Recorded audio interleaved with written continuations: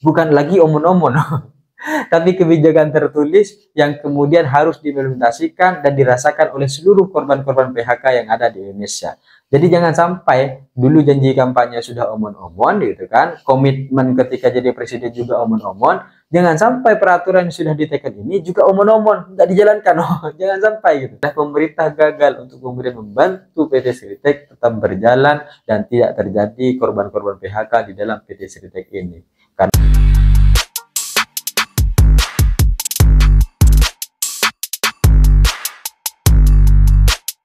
Hai korban ghosting, gimana nih kabarnya dengan janji-janji yang pernah diucapkan ketika masa-masa berpacaran atau berhubungan bersama kekasih kita? Memang rasa-rasanya yang namanya janji ini pasti manis gitu. Yang namanya janji ini pasti memberikan kita harapan bahwa suatu saat nanti akan ada keindahan-keindahan.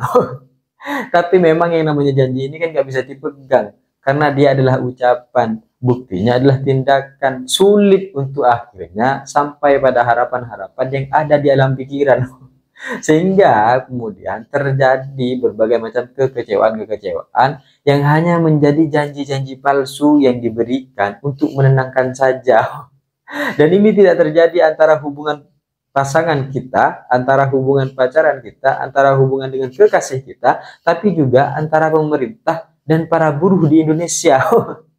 Salah satunya adalah tentang janji yang pernah disampaikan oleh Bapak Presiden, oleh pejabat-pejabat negara, baik dari menteri-menterinya itu kan, baik ketika kampanye hingga setelah menjabat sebagai presiden, yaitu janji agar kemudian tidak terjadi PHK di PT Sri Rezeki Isman atau biasa kita kenal dengan Sritek.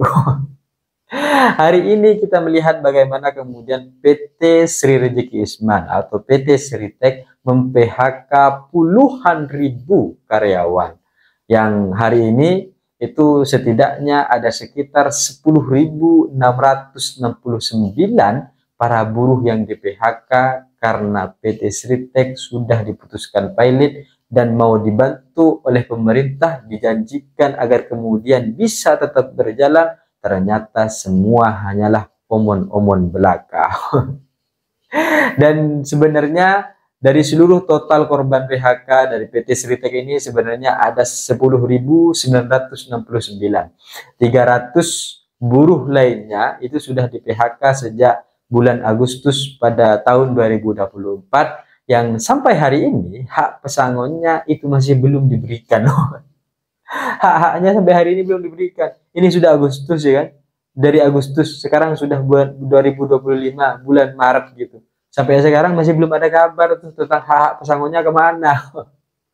Dan kita tahu bahwa dulu Menteri Ketenagakerjaan kita itu menjanjikan bahwa sesuai dengan arahan Presiden, kita tidak akan membiarkan PHK terjadi.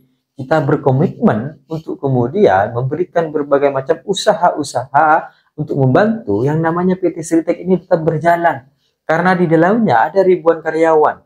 Kita berkomitmen tidak akan biarkan PHK terjadi.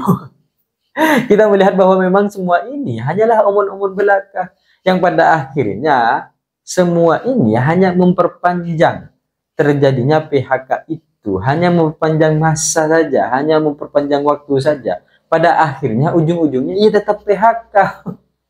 Karena nggak bisa gitu. Buktinya hari ini adalah pemerintah gagal untuk kemudian membantu PT Sritek tetap berjalan dan tidak terjadi korban-korban PHK di dalam PT Sritek ini. Karena puluhan ribu ini, 10 ribuan ini bukan hanya tentang 10.000 karyawan atau 10.000 buruh, tapi juga tentang nasib-nasib keluarga yang kemudian bergantung pada pekerjaan-pekerjaan itu. Sekarang setelah dulu Menteri Ketenagakerjaan mengatakan bahwa kita tidak akan membiarkan PHK terjadi, sekarang Wakil Menteri Ketenagakerjaan Emmanuel Ebenezer mengatakan bahwa ya kita berkomitmen untuk kemudian membantu para pekerja yang menjadi korban PHK untuk mencari pekerjaan.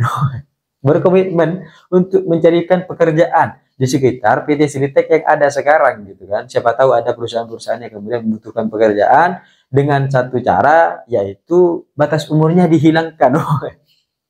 Ini gimana gitu, mau dipaksakan mereka masuk perusahaan yang tidak membutuhkan karyawan, kasihan juga, nanti jadi pelit semua ini perusahaan. Kan kita jadi bertanya-tanya apakah kemudian memang ini semua hanya untuk menenangkan saja, semacam obat penenang agar kemudian tidak terjadi shock yang kemudian dirasakan oleh para buruh. Karena kita dulu melihat bahwa memang secara nyata sudah sejak lama kejadian atau peristiwa ini diprediksi atau ini akan terjadi. Tapi berbagai macam harapan-harapan itu diberikan bahwa pemerintah akan hadir, pemerintah akan membantu agar kemudian PT Seritik ini tidak pailit, pemerintah pokoknya banyaklah janji-janjinya agar kemudian setidaknya tidak akan terjadi PHK. Intinya di sana. Tapi yang namanya kenyataan hari ini sudah terjadi, bahwa kenyataannya adalah 10.969 itu adalah menjadi korban PHK, dan di bulan Februari ini sejak 26 Februari kemarin itu sudah terjadi PHK sebanyak 10.669. Yang 300 diantaranya pesangonnya sampai hari ini sejak bulan Agustus belum diberikan. Ya, mau bagaimanapun akhirnya kita berharap bahwa yang disampaikan oleh Wakil Menteri Ketenagakerjaan ini, Emmanuel Ebenezer, tidak hanya menjadi omon-omon gitu kan. Karena ini menjadi satu permasalahan ketika dulu Menteri Ketenagakerjaan mengatakan bahwa kita tidak akan membiarkan PHK terjadi. Sekarang Wakil Menterinya bilang kita komitmen untuk mencarikan pekerjaan. Ini nanti nurun nih dari Menteri ke Wakil Menteri menjadi omon-omon belaka gitu. Tapi kita harap bahwa semua ini real dan dirasakan oleh para buruh, karena yang bergantung kepada 10.000 buruh ini bukan hanya tentang nasib mereka masing-masing, tapi juga tentang keluarga-keluarga mereka, tapi juga tentang keluarga-keluarga mereka yang akhirnya juga bergantung kehidupannya kepada pekerjaan-pekerjaan ini. Dan dulu di bulan Januari 2024 kita tahu bagaimana kemudian para buruh Seritek ini memberikan dukungan yang penuh kepada Prabowo dan Gibran. Tapi setelah itu semuanya mendapatkan kemenangan, ya kan? Prabowo Gibran diputuskan sebagai pemenang dan bulan Oktober dilantik. Bulan Oktober itu juga PT Buruh sudah menagih, PT Seritek, buruh PT Seritek sudah menagih janji kepada Bapak Presiden Prabowo agar kemudian ini tidak bisa untuk terjadi PHK, agar kemudian mereka masih mau bekerja di sana, mereka masih mau dan ingin melakukan pekerjaan itu gitu. Menagih janjinya gitu, karena dijanjikan gitu kan bahwa di sana nanti akan terbuka lapangan pekerjaan bahkan lebih banyak lagi seharusnya gitu. Tapi mau bagaimanapun ternyata semua harapan, semua mimpi, semua keinginan tidak bisa berjalan sesuai dengan apa yang diharapkan. Karena pada faktanya akhirnya bulan Desember itu sudah terjadi berbagai macam isu-isu, ya kan, sudah terjadi berbagai macam langkah-langkah yang akan ditetapkan oleh PT Seritek untuk mem-PHK seluruh karyawan. Dan pada saat itu, Desember itu sudah ada rencana para buruh Seritek ini untuk melakukan aksi demonstrasi, kan? Dan pada bulan Januari itu sudah terjadi aksi demonstrasi, dan ya kita tetap berkomitmen gitu, tidak akan terjadi PHK.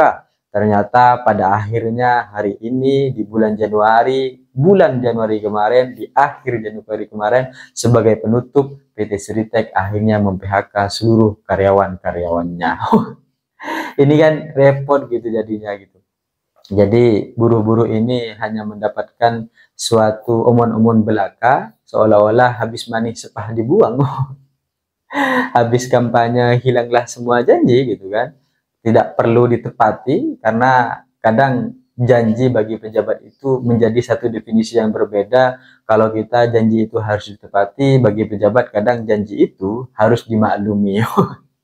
Jadi kalau kita berjanji bahwa tidak akan membiarkan PHK terjadi, tapi ternyata keadaannya berubah, maka ya dimaklumilah, kita sudah berusaha sekuat mungkin. Kalau nanti juga ada berbagai macam narasi bahwa ternyata pemerintah tidak membantu mencarikan pekerjaan bagi korban PHK dari PT Seritek, ya dimaklumi lagi lah, yang namanya janji pejabat kadang memang harus lebih banyak dimaklumi. Dan kita melihat bahwa sebenarnya hari ini terbukti dan tervalidasi bahwa janji-janji yang pernah disampaikan oleh Bapak Presiden Prabowo hanya menjadi omon-omon belaka. Janji-janji yang pernah disampaikan melalui menteri-menteri Bapak Prabowo hanya menjadi omon-omon belaka. Gak terbukti gitu. Tervalidasinya adalah tentang ya omon-omon gitu. Jadi yang omon-omon ini gak tahu siapa gitu. Dan apapun itu, kita tetap berharap bahwa semuanya buruh-buruh ini, para buruh ini yang sekarang menjadi korban PHK mendapatkan hak-hak pesangonnya sebagai korban PHK. Ya meskipun ini juga kita gimana berharapnya gitu, sedangkan 300 yang kemarin bulan Agustus itu saja belum diberikan pesangonnya gitu kan, apalagi yang sekarang 10.669. Kita jadi agak-agak ragu lagi gitu. Tapi apapun itu kita berharap bahwa 10.969 ini mendapatkan hak-hak pesangonnya sebagai korban PHK, di mana Bapak Presiden itu sudah menaikkan aturan pada tanggal 16 Februari kemarin bahwa korban PHK ini mendapatkan gaji 60% selama 6 bulan. Dan kita berharap bahwa peraturan ini bukan lagi omon-omon, tapi kebijakan tertulis yang kemudian harus diimplementasikan dan dirasakan oleh seluruh korban-korban PHK yang ada di Indonesia. Jadi jangan sampai dulu janji kampanye sudah omon-omon gitu kan, komitmen ketika jadi presiden juga omon-omon, jangan sampai peraturan yang sudah diteken ini juga omon-omon, nggak dijalankan, jangan sampai gitu.